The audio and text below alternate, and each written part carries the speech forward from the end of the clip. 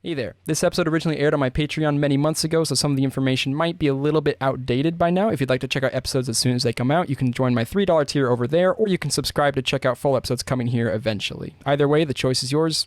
Enjoy the show. Ladies and gentlemen, welcome to the Cake... No, this isn't Cakecore. I got thrown off because I got a member from the Cakecore with me today, but this is Pat's Creative Podcast. Today I'm joined by a very special guest and Cakecore member, Bombastic. Feel free to introduce yourself. I am Bombastic.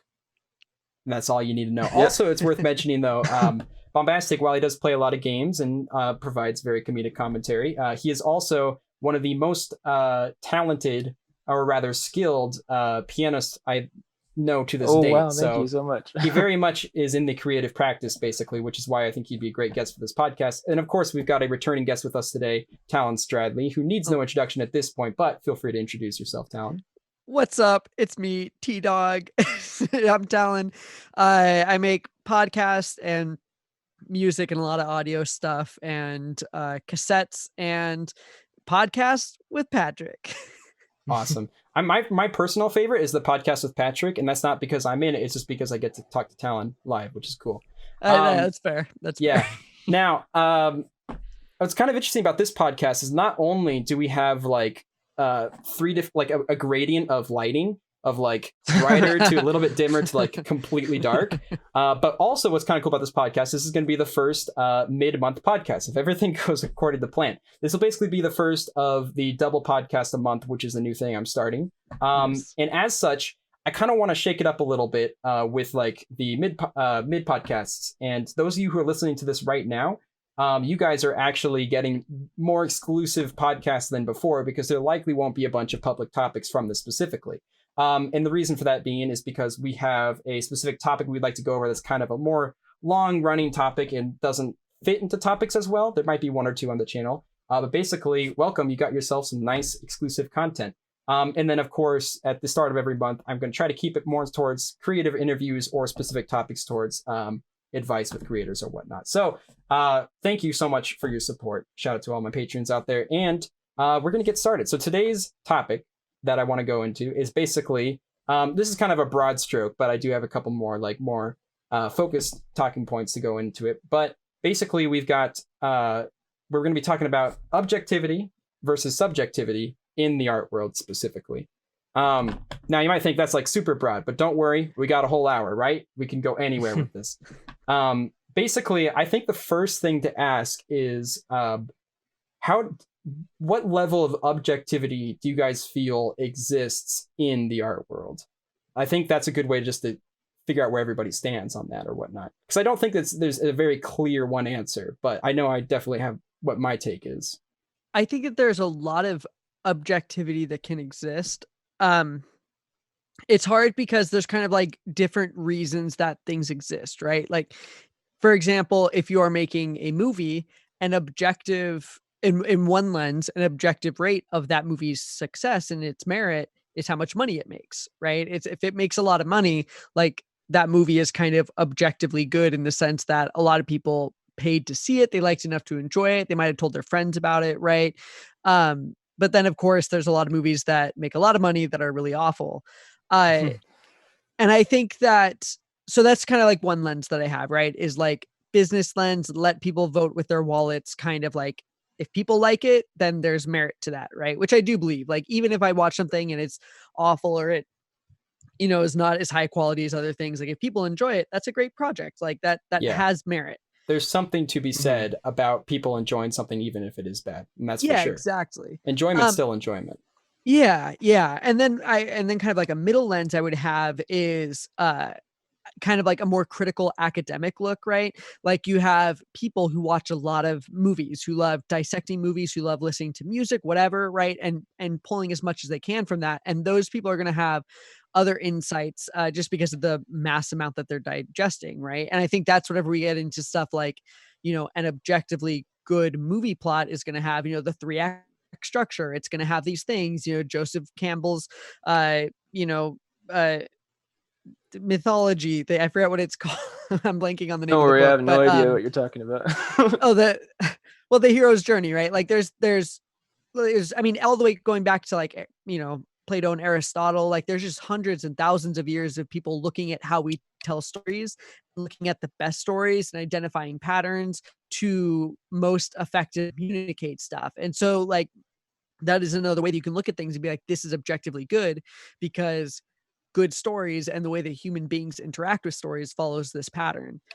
And then of course you have in my kind of last lens is more of the like passion projects, right? This might be something that it might have a following, it might not, but it's like this is something that someone made because they're like, look, I want to make this.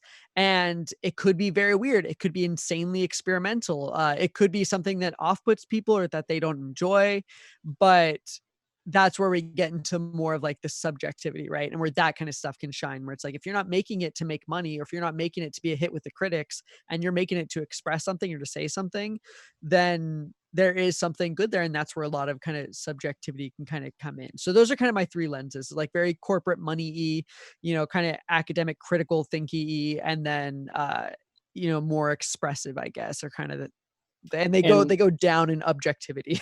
Right. And do you feel like you draw from all three of those when you're critically looking at something? Like, do those all play a pretty big factor? Or would you say you kind of go back and forth between them? Well, are you talking about as far as like me creating or me digesting? Let's do both. Yeah, let's hear both of them.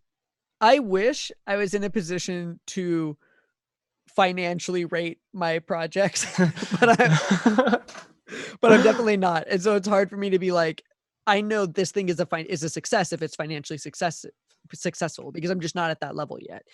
I do think that for me, I make a lot of this stuff because I want to make it and I really enjoy it. Like, and I can recognize, right? Like, especially as an audio engineer, someone who has, studied a lot of this stuff, I can be like, yeah, looking back on it, like this was not the cleanest thing I've done. This was not like the best thing that I've done, but I still really enjoyed it. I'm glad I made it. There's still a lot of merit to that. So I'm definitely like, in those last two, like I can look at my stuff in kind of a critical thing or, as a more subjective thing.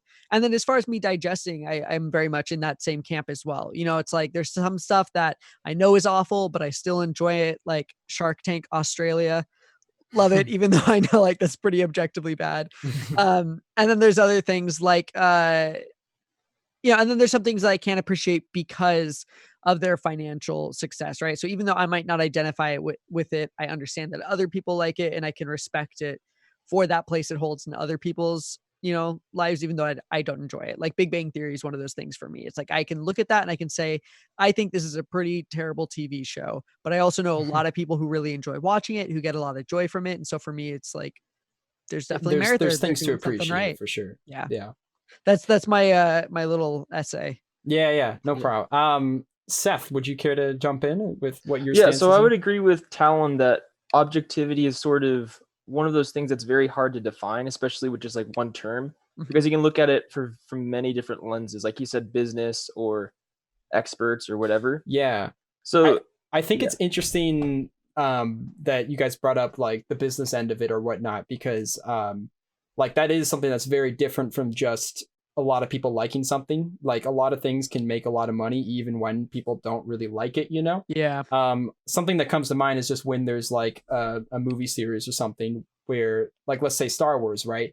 And then a movie comes out where just everyone kind of agrees that one of those movies is objectively bad, but it makes a ton of money. And it's like, at that point, is that still an objectively good movie because it's hitting the objective of reaching broader audiences and bringing in the money? Or is it objectively bad because most people would agree that it's not a great film, regardless of the discussion and the cultural impact it had, right? Mm-hmm. That's more of a rhetorical question, but like, yeah, I just I didn't know if that was a question. I think it's interesting just bringing in like having the business aspect of it, because that's where objectives are, right? The objectives for a lot of movies is to make money, and even just the objective of a lot of art pieces is to like for people who are artists as a living is to provide for themselves, right? But then of course some people could argue that the objective of making art is entirely based off of your own expression, and being able to express that thing, that is your objective. And if you're able to express your thing to a large amount of people, maybe that's objectively more accurate than hitting a lot of like box office tickets and stuff like that, right? That was kind of a tangent, but yeah, I do think it's interesting bringing up both the business side of it and just the overall like cultural impact something can have, and whether or not that makes it objectively good or bad, I'm not sure. But Anyway, I didn't mean to fully cut you off, Seth. You can continue on with what But you're one thing saying. I would say for objectivity is, I feel like at the first stage, that what you want to do is that Talon's like in between objectivity talked about, which is appealing to like the experts of the field, because I think before you can have an impact on like the monetary part, you have to appeal to the experts so that they can accept your work, right? Otherwise, it's going to be hard to have your work produced or distributed. Yeah, the masters, if you will, like it's interesting how that plays such a big part in what even just the public see as something as being objectively good, right? If you're talking about like food and you're like, man, this thing tastes really good, it looks really good, I think this is objectively a good dish, and then Gordon Ramsay tries it and says he hates it. It's like, well, does that mean it's now objectively bad because we objectively agree that Gordon Ramsay is one of the masters of this art? You know what I mean? I would say yes. Yeah, so it's just interesting because there's so many different things that can make something objectively good. Even just calling a piece good. This is actually a good question to ask both of you guys again. If you are referring to something as being good, like something, or you're saying like this thing is best or this thing is great, do you guys feel that you are saying that with an objective weight to it, or more a subjective weight? Like, how would you guys define good? Definitely for me, it'd be subjective, without a doubt. So just how it like grabs a response from you or whatnot? Well, primarily because like my focus is in music, right? And a lot of times, at least for what I like to research and listen to, it's not like it's either something that's been made 250 years ago or no one listens to it except for me, right? So for me, I feel like when it comes to music, it's definitely more of a subjective point of view. And I think that's why like even a lot of Mozart's famous pieces I don't like. It's not because I know that it's a great piece objectively, right? But I think that because it's been done over and over and over, it sort of loses my subject, like the part of me that enjoys it subjectively, right? Right. Because I feel like if you just like check all of these boxes for objectivity, for me at least, when I listen to a piece, then I feel like it loses its subjectivity because you're trying to tick all these boxes. Yeah. Oh, okay. I see what you're saying. I think that's a really, really fair point. Because for me, like a lot of my experience comes from theater, it comes from film classes, it comes from creative writing classes, right? Like I took like one music theory class, but that's kind of it, you know. And it's like with like narrative stuff, like there's very clear hits that you want to be hitting to tell a good story, and there is things that break that, obviously, but a lot of the times they're very consciously breaking it, or they didn't know what they're doing and they got lucky, right? But with music, like for one, music is a cheaper thing to produce, right? Like if you just have yourself and a piano, like you can create music, and it is just a more subjective thing, right? It's like because it's all about feeling and emotion and evoking that kind of stuff. And so I think I agree with you quite a bit, where I think that there is some, I think of music as a whole is a much more subjective experience. And I think that's, sorry, go for it. Oh, I was just going to bring up like generational differences a little bit. You know, like I think there's a lot of people who look at things and say, in that case, I will go. Oh yeah, go for it. So I have a question for you, Seth. No, we'll get to that definitely. As before we can entirely leave this. Go for it. Seth, you were talking about how like, because the question I was kind of asking is like, if you find something that is subjectively good, is that what your definition of good is? And you were kind of leaning towards that. In that case, with those Mozart pieces that you don't entirely enjoy, that don't entirely ring true to you or whatnot, would you call those pieces objectively bad because of that? No. Would you just call it regular bad, or do you feel like that's bad is kind of a different? I mean, I don't want to get too hung up on vocabulary specifically, but like I would for in the case of Mozart specifically, like, well, let's go to Bach, right? There's some Bach basically like laid the foundation for a lot of our modern music theory. So the thing is at the time, the stuff he was doing was revolutionary, right? But now that it's very well studied and understood, from a subjective point of view, a lot of times the music to me just sounds very dull and predictable. But objectively, because he laid those foundations for a lot of the music theory we have today, obviously it's like objectively he's one of the greatest composers of all time. Right. I feel the exact same way about the Beatles as far as like recording stuff goes, right? It's like you can look at the Beatles and you can say, man, at the time that was bananas. That was crazy. Like the kinds of things they were doing was revolutionary, shaped modern recording.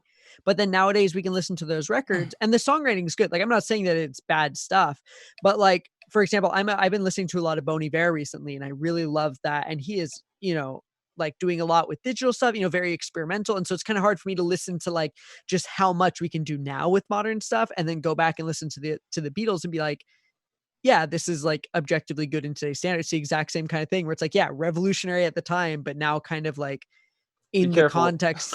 Right. Oh, I know that we're big Beatles fans over here. Yeah, but I think it's true. I think a lot of the novelty of like Beatles music can wear off a little bit in the sense of, if I hear something pan to two sides or I hear a big orchestration, I'm no longer blown away because I hear that all the time, right? It's like I could make something like that, which is the programs I have on my computer, so there is some contextual stuff that needs to be there. Yeah. And I think it's entirely understandable to feel that even though you appreciate that the Beatles were revolutionary on so many fronts, to hear their music again in the decade that we live in, when we've already heard music that have since try to replicate the Beatles to an extent that, like Seth was saying earlier, it becomes kind of predictable, when back in the day, that kind of stuff, they didn't predict that. And I think it's with music specifically, it's entirely understandable to just feel like, because I've heard this so many times, you hear music without even trying to hear music. You go places and it's just playing out there. People are singing. You will always just hear music somewhere, right? And it's, if you end up hearing the same formulas that were once super revolutionary and necessary at the time, if you hear them over and over and over and over and over again, naturally, you're just going to start feeling like a little bit tired too. I kind of feel the same way about the Beatles specifically. But also, like, this can be applied to other art forms. Like, if you take Seinfeld for an example, right? When the show Seinfeld came out, that had started so many tropes that have later then been duplicated so many times. Right. But when it came out, like, it was like, wow, this show is kind of cold. Like, these characters, they don't act the way most sitcom characters usually would. And it was hitting a lot of those marks. But then after that, because the show did so well, people want to replicate, want to do like what the Masters did and stuff. And you end up finding even just like straight up copies of jokes in like other TV shows, to the point that now when I watch Seinfeld, it's like I can predict the punchline of most jokes coming up. And that's just because of the tropes that they started. It wasn't their fault for being that good.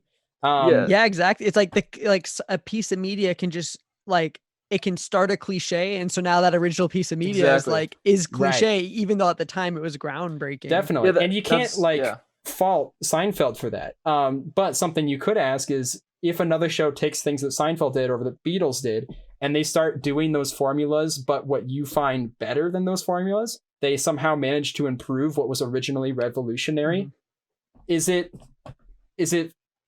fair to say that, like, the Beatles aren't as good as whatever those improved versions are? No, it's not. No. Please explain.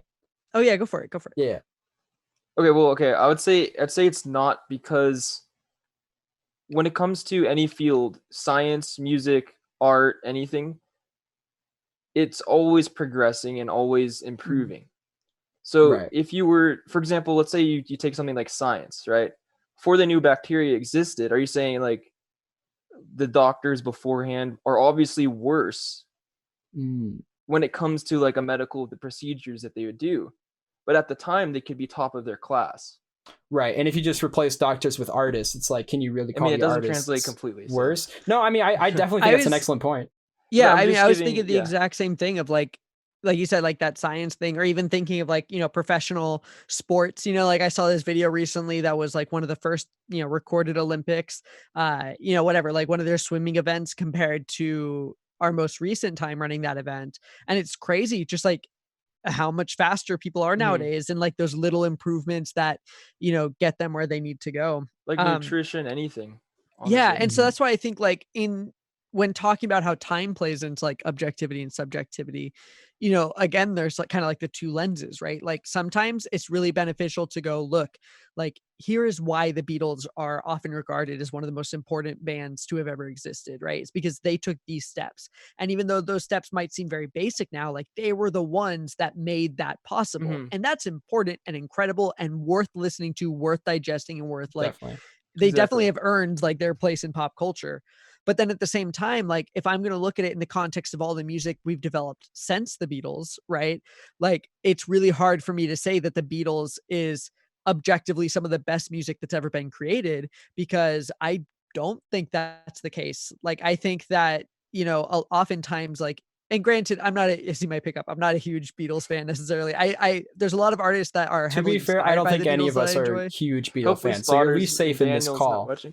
Yeah, That's Spots, right, yeah. if you're watching, you can stop watching now. Yeah, anyone who's But no, it's really hard for me to Dislike all label of his them as like videos and one of the everything. best bands, like to label like one of their albums as one of the best albums, because I've heard other things that I just think are better albums when taken out of that context. And Yeah. part of that is because they had 30 additional years of technology, of development, of all that kind of stuff. But again, it's two lenses and both have a lot of merit.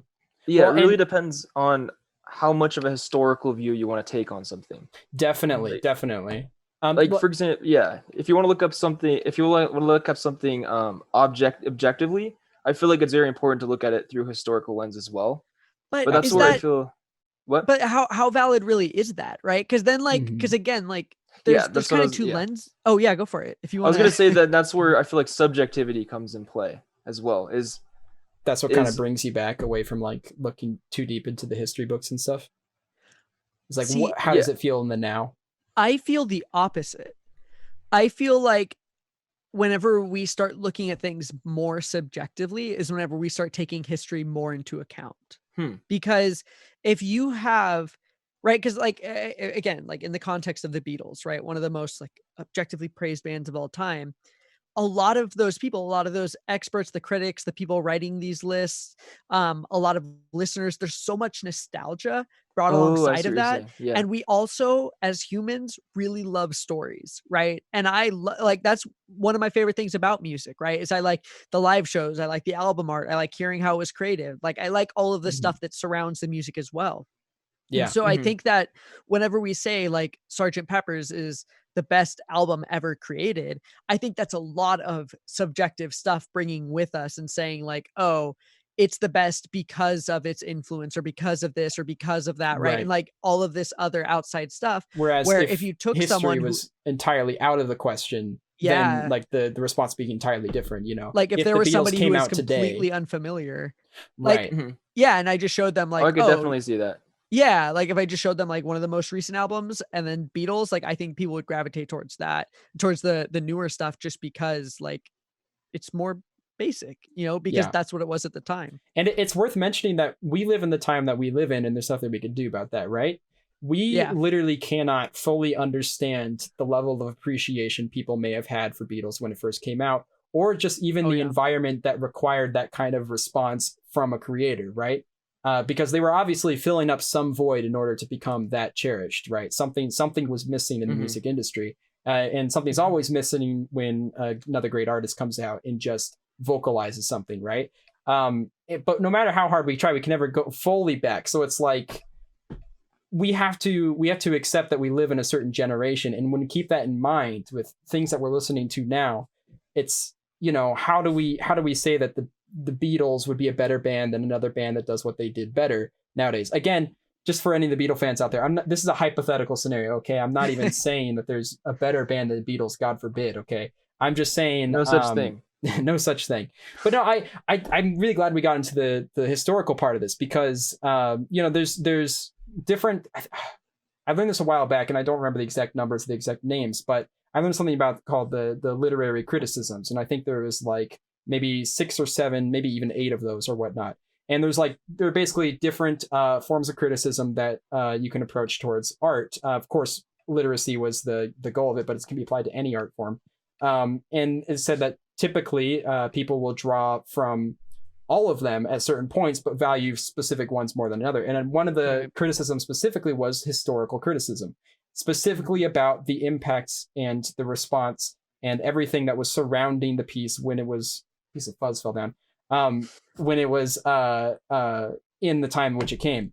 So I'm just curious, how much do you guys value historic criticism in your guys's critiques, would you say? Would you guys say that's an integral part? Would you say ultimately your subjectivity usually wins over that? Or your experiencing in the now is typically more important to you than what people experienced back then? In general. I mean, we don't have to get so specific, but... Yeah, I think that I'm pretty heavily influenced, like I mentioned, by kind of the stories surrounding stuff, right? So even though Right. like the Beatles music might not be my favorite, like I'm still enamored with their We're just process and how bashing the they Beatles. created. I know, I feel that I have like weirdly strong thoughts about them, but I love it, like, because I'm in my audio engineering classes, and everything that we do, we're just learning the stuff that they did because it's pioneering, and it's interesting even in today's standards, right? Like Yeah. they did really good stuff, and I think that historical context is worth something. And whenever we talk about objectivity, whenever you can point to a single band and say they had this massive influence in how we do things, like that's a really great quantifiable, Definitely. kind of metric. If you're like, okay, well, if we're rating things objectively, how are we going to measure that? Well, what about the influence it had on other artists, right? So I think that there is like a lot of value there, and personally I do For sure. enjoy that kind of stuff. Seth, how about Yeah. you? Oh, sorry. It was whether or not. How much would you say you value the historical context? Because Okay. we're talking about music specifically, and music is such an interesting medium because, like I Yeah. said, it is something that you just hear constantly, and it's something that you choose to listen to, and like you listen to while you do other things, right? It's a very collaborative medium, and when you're like on Spotify or whatnot, and you're choosing your different things, you may not choose the Beatles, but because of your appreciation of where Beatles are, could you say that that's like one of the best bands ever or whatnot, right? Not So, for them yeah. specifically, but how much does that history play into your overall view on a piece? I would band. say subjectivity for me plays the number one role. Like Right. when it comes, at least when it comes to listening to a piece, like I can understand the historical context and the importance of the Beatles or a lot of different ones of Bach's chorales or whatever, but it won't necessarily be enough to have me listen to it for like an hour or whatever.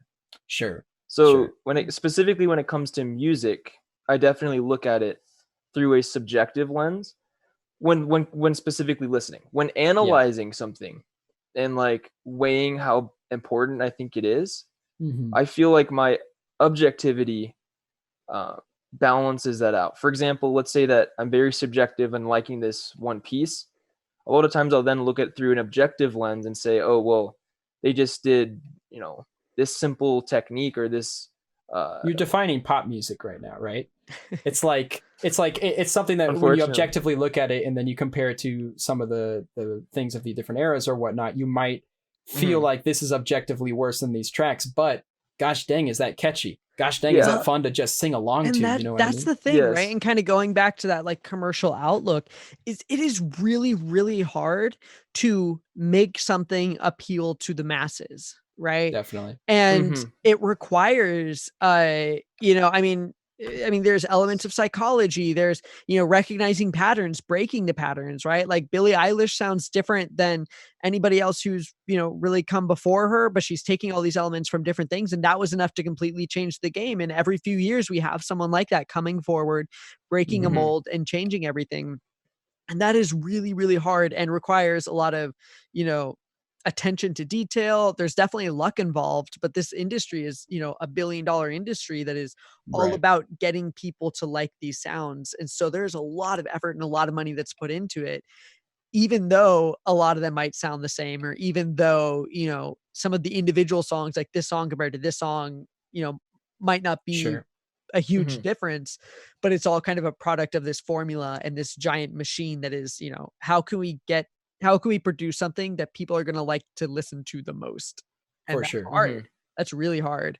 Yeah, it is. Yeah.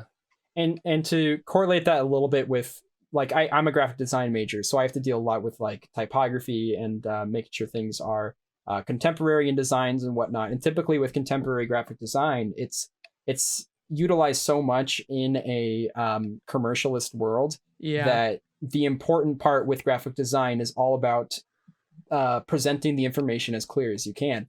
And it's kind of different than some other art forms in that way. You know, with painting, it's a little bit more about like, you're obviously still trying to express information, right? It still is an art form, but with painting, a lot of it is about the formalities of like complexity and stuff like that. And obviously, I mean, painting can go anywhere because it's such a developed art form at this point. But with graphic design, you know, the goal is to make sure the audience really understands the content that's being projected.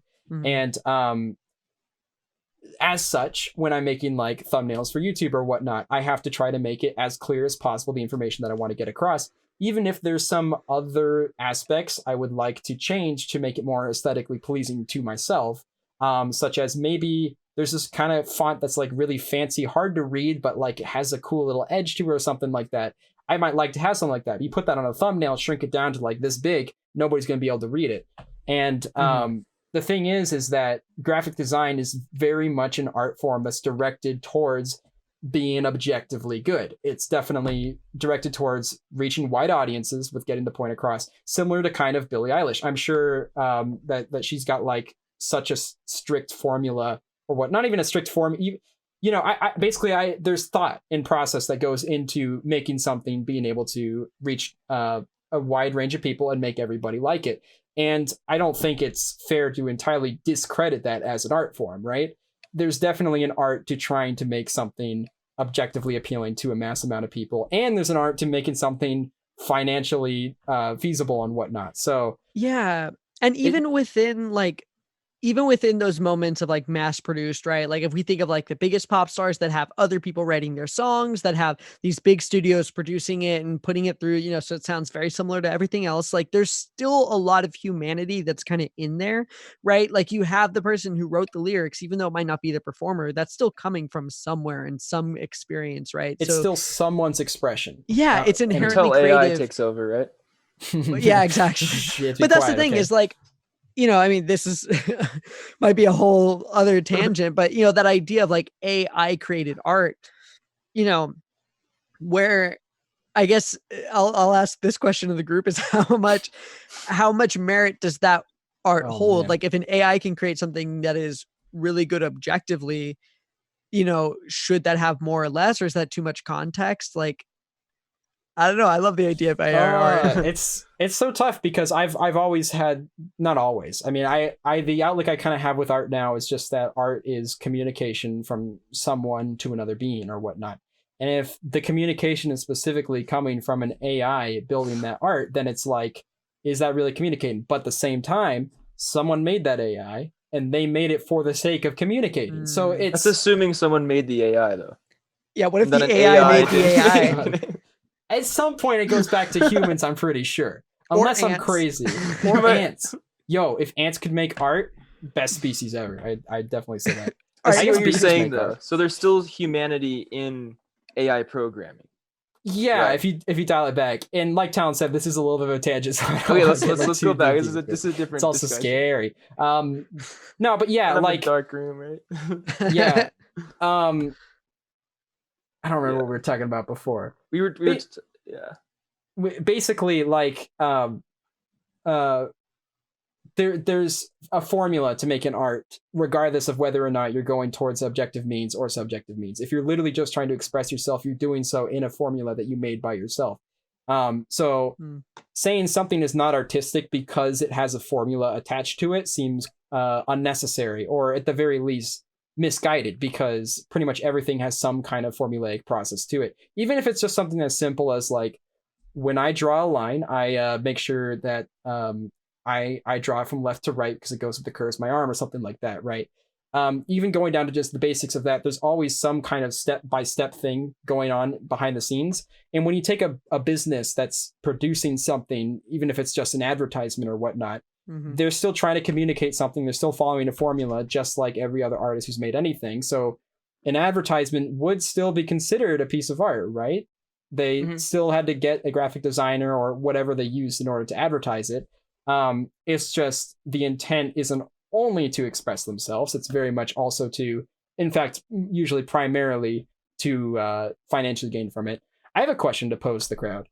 Do you guys feel like if something that's created more for the sake of financially gaining than to express what you're trying to express, would you guys say that is what crosses the line from like art to not art?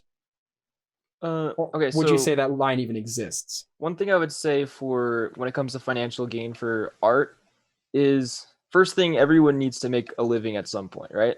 And if art is your form of making money, then obviously that should be one of your objectives in creating art, right?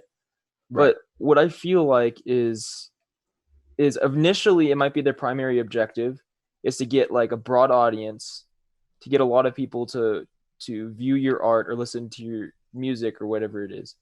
But I feel like once you get to a financially stable point, I feel like it's almost like the artist's uh, obligation to try to add something to the field, to try to do something new, to try to experiment a little bit. And that might have some form of financial, might lead to financial deficit, or it could be a breakthrough in that field. And I feel like once you're in a position to have exposure to a large audience, it's important to take more risks. At least that's what I feel like. So to be clear, you're basically saying like it's kind of like an ends justify the means kind of dealio. Exactly. Sometimes with like if you are producing strictly for the sake of making something, then at some point you might be financially able to experiment yourself. I mean, there are a lot of filmmakers out there. I always relate to film just because that's my forte or whatnot. Yeah. But there's a lot of filmmakers out there who will work really hard on like bigger budget things, specifically so they can raise the money to work on smaller projects. Even just big directors out there. They like to have their small projects as well as their big blockbusting projects or whatnot. But for the blockbusting project specifically, or something that just has the intent more for making money, is that individual piece considered art, throwing it to Talon now? I think for me, there has to be a lot of. So first off, I will say, like, yes, it's art, right? I think that there's a very far line where, doing something to make money is not art, right? And it's like very hard to cross that line. Some of that art is better than others. I think it gets more difficult to create something that is really true whenever money gets more involved, right? And like, don't get me wrong, I'm all for paying artists. Like, I'm all for like, yeah, get out there, like get that bread, make your money. But I also recognize, take The Office, for example. The original show was in the UK, 3 seasons. It was great, very critically acclaimed. They brought it over to the US, started developing it. It really took off. And it went on for 9-10 seasons. And the last 2 seasons after Steve Carell left, like there was a lot missing there and they weren't entirely sure what to do. And a lot of people say like that's objectively worse. And I think there's something to be said for, instances like that, where that show went on longer than it probably would have if somebody was doing it out of the love for the story, right? Definitely. That was being told. And so it definitely gets more complicated and more difficult. I don't like, BoJack Horseman. I don't know how much money that brought into Netflix or, anything like that, but I know that was a very popular series, very, very popular. Lots of people watched it critically loved it. I know it was one of their most watched shows. And so that was just, a huge financial success as well as a critical success. And it went on for like 6 seasons. It got cut just like a little bit short. I heard they wanted to like another season or 2 more. But Netflix likes to keep a nice tight rope on things. So I do think that there's things that, can make a lot of money. And like what Seth was saying, once you have that money, that enables you to be safe and to go, okay, they like the show, we're there, people love it. Now we can get weird. Now let's do an episode where there's, just one character talking the entire time, or an episode with no dialogue, right? And kind of like pushing those boundaries in different ways. But I mentioned the Big Bang Theory earlier. Like, I don't think the Big Bang Theory has, I don't think it's as good as a lot of other shows that are out there. It went on for a very long time. It made them a lot of money. And even though they didn't push the boundaries crazy, or they didn't break anything, or, advance the field a lot, I think that there's still artistic merit there in the way that people were expressing things and the way that people related to the things or digested it on their end, right? It's kind of like a 2-way street. You got the art and then you have the person. Right. And I think a lot of the artistic merit happens in that space in between of I am a person digesting this art. And it's worth mentioning too that like you're bringing up like The Big Bang Theory and other TV shows or whatnot. That's not just one person making something. With The Big Bang Theory, even if it might not be considered objectively amazing or whatnot, those are still making money for all those individual people who are working on the show, right? Mhm. Because down to like the cameraman, the audio people, the director, obviously the actors, you know, those are all people who are creating something and it's financially working out for them. So if you were to ask like should have something like it, let's say The Big Bang Theory was just absolutely awful, but then 8 seasons happened or something like that. I don't know much about the show, but like let's just say it was awful and let's just say it made tons of money and somehow a lot of people watched it despite it just being absolutely dreadful. Would it have been better? This is a rhetorical question that I'm about to answer, but would it have been better if the show never existed? No, definitely not. At least I don't think so, because there's so many people working on that show and so many people who, even if they're making something bad, they're still expressing what they want to express, at least to the extent that they can. And they are able to then have more job security within the show's duration, but also moving on to different shows and different movies or whatnot. And this goes into like another literary response, but like one of them was specifically about like the artist's criticism, where you play in how much you weigh in how much an artist plays into your critique and stuff like that. But those last 2 seasons of The Office, in that case scenario, like would it have been better to just call it quits, or would the slight good moments you get from the last 2 seasons of The Office kind of justify it even having a space in the entertainment world or whatnot, right? Another kind of rhetorical question, but feel free to jump off from there. And it's kind of interesting bringing up like, you know, The Big Bang Theory, hugely popular show, really panned by critics. Like a lot of the things that we use objectively, right? Like, especially in film narrative where, you know, again, like you have Joseph Campbell's The Hero's Journey, you have, you know, 3-act structure, you have this, and you hit these beats at these times and all that kind of stuff. Like that stuff didn't come out of nowhere. It's not like somebody just sat and was like, oh, this sounds good, right? It's like a lot of that came from an analysis of the most popular and engaging films of the time. And maybe that just leads to a formula of how to make something that's popular.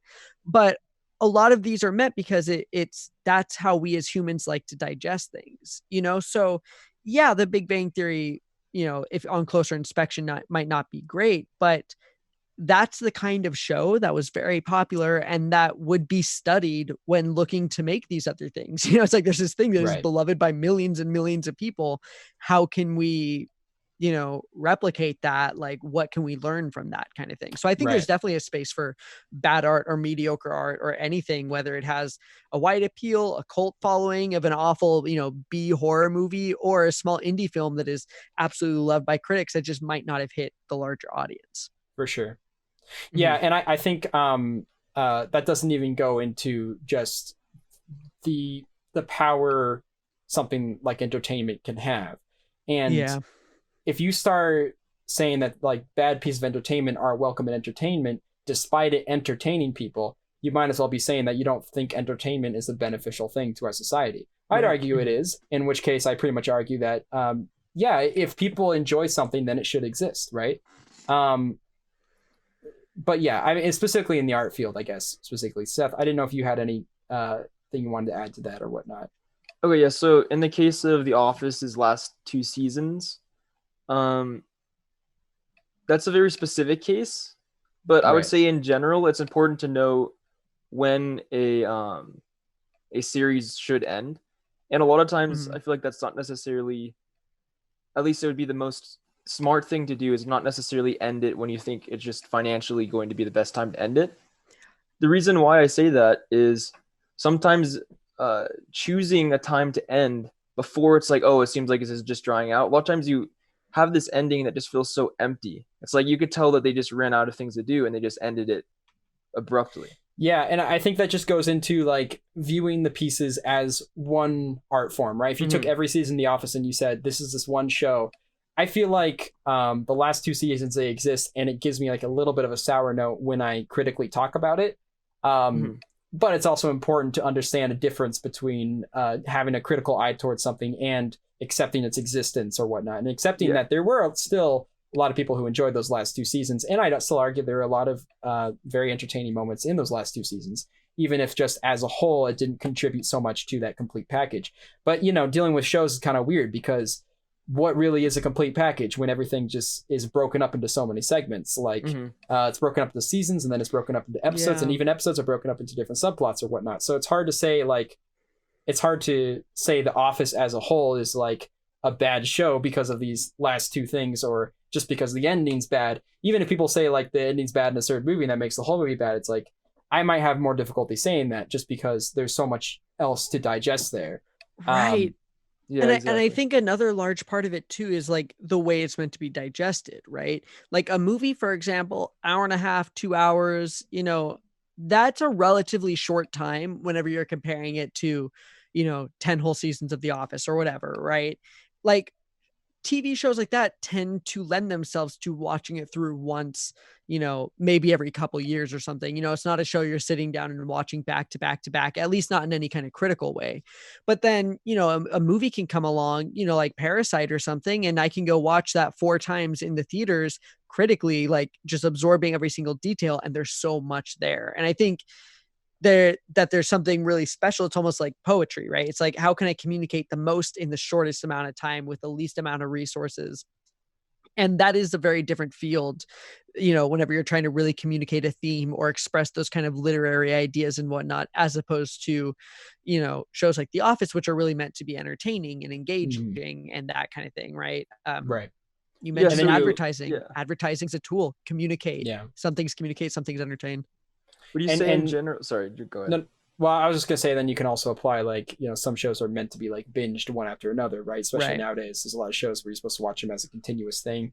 Only having episode ends as kind of like an act, like an end of an act, so you can get up and use the restroom or something like that. At least that's how a lot of like streaming shows are nowadays. But then you also have shows like The Office, which is really meant to be digested and kind of like one every once in a while when it's on or something like that, right? Or just like you watch a couple episodes here, you watch your favorite episodes every once in a while, but it's really not supposed to be digested in like a long continuous stream of content, right? Anyway, I just wanted to throw that. Seth, you can go ahead. Yeah, so kind of to add on to that, I was going to ask, do you think that movies are more end goal oriented as opposed to something like a series? For example, like when you're watching a movie, you're able to digest it all in one time, and you can't necessarily binge watch all 9 seasons of The Office. Yeah. I think for sure, like that's one of the reasons why I love limited series so much, right? Is I think that there's a lot of merit to like having an end, to having a limited amount of time. Whenever they start The Office, they don't know how long it's going to go on for. It could go on for a season, 2 seasons. The Simpsons has been on for like 35 seasons, right? So it's kind of like whenever you get in the realm of TV serials, especially, like there's a lot of variance that can happen there. And it's just a different form, but a movie most times is, here's the start, here is the end, that's it. Right. Let's use that time effectively. And yeah. Sorry, I didn't mean to cut you. I was literally just processing, like you made a good point. I think, I like movies, when you're talking about like end goals, Seth, and like how movies are specifically made for like a specific duration of time. I think also, if we're talking about like how the whole package is very different, because things like the ending end up becoming more impactful because there's less duration in total. And if everything's working towards that ending, it becomes something that drives the rest of the movie forward. A show I like to think about with regards to a show that kind of like lasted just as long as it needed to is Avatar: The Last Airbender. It had like a very set ending after those 3 seasons or whatnot. And because it had that ending in mind, every point in that show felt like a pretty natural progression from one step to another. Arguably some other points, but like it has an effect, right? When you have like that set ending. Something like The Office, though, because you're not supposed to watch it one after another, and The Office is really more one of those shows that could technically go on forever, similar to like The Simpsons or whatnot. By the way, 30 seasons of The Simpsons, how the heck are none of those kids aging? It's driving me like nuts because I just started like rewatching it. I'm like season 6 right now, watching for the first time.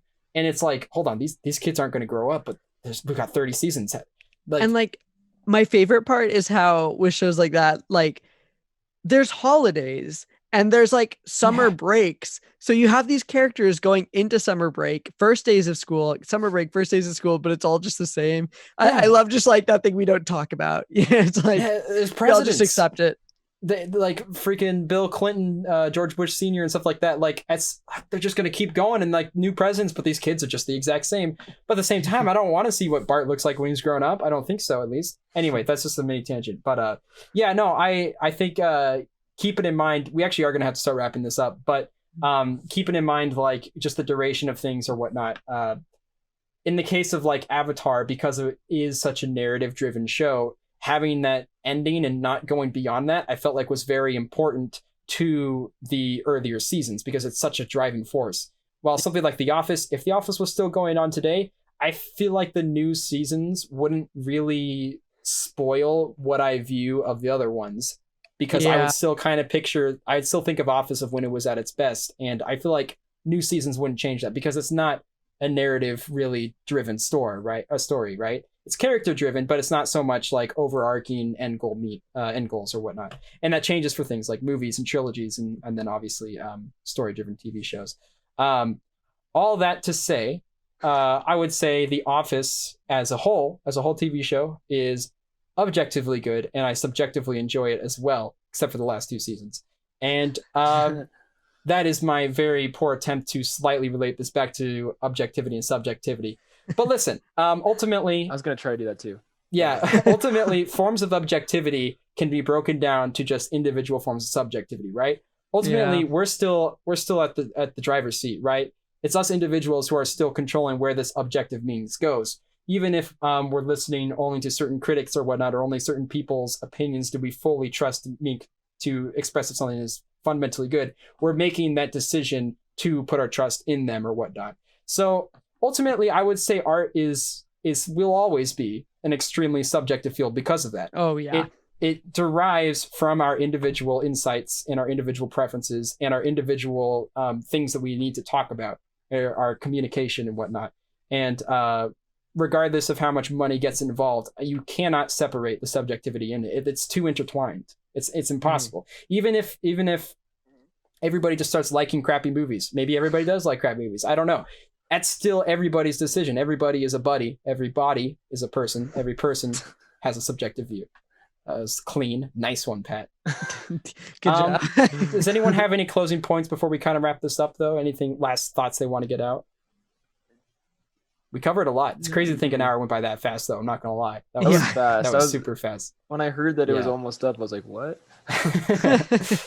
Yeah, basically, guys, just continue to like the things that you like and then talk about the things that you like, and feel free to appreciate the things that you might not even like so much, right? Like the Beatles. Yeah. And I think that's a good... Give them a listen. Beatles is a good... They might know a thing or two. That might be the most horrible thing you've said this podcast. That is going to piss off a lot of people. All right. Well, since everybody's leaving now anyway, I would like to give everyone an opportunity to kind of talk about what they're working on. Let's start with Talon. Where can people find your lovely voice? Oh, boy. I've done a lot of podcasts. You can look up Newton's Dark Room on Twitter, Instagram, your favorite podcast hosting thing. I'm still reeling from quarantine, so I haven't put out anything in a hot minute, but I'm still working. There's things that will probably come. So follow me on those whenever you want updates. There you go. And as always, all those links will be in the description. Seth, what do you got for us, my guy? Okay, if you want to watch one low-quality video every 6 months, join Bombastic Easy guy. Fantastic. If you don't mind me taking your plug a little bit, I would like to mention that Seth also makes appearances on the Cakecore channel relatively every once in a while. And a series I'd like to recommend, in fact, if you're fine with this, Seth, I'd like to link this in the description. Check out our Donkey Kong 64 series. That's you got nice 7 episodes or so of some funness, and hopefully we'll continue that at some point down the line when things get simpler. And all that being said, you guys know where to find me. Obviously, you're here. But also, if you in the description want to check some like different topics, if you missed a podcast or whatnot, a great thing you can do is go check out my main channel and just look at some of the different topics in there, browse the catalog, and see which ones might pique your fancy. One thing I thought would be kind of fun is to just click on the playlist I have that has all the topics put it on shuffle, baby, you got some super long podcast right there on like just a variety of different topics with absolutely no conciseness between topics or whatnot. So boy, oh boy, you better check that out. And then, yeah, of course, check out Cakecore. Thank you guys so much for listening. Thank you guys so much for supporting. I hope you guys enjoyed. And feel free to leave us your thoughts on any of this subjective nonsense. I'm very much interested to hear that. And I think that's going to do it for this episode. So thank you guys so much, and we'll see you guys next time. Ciao.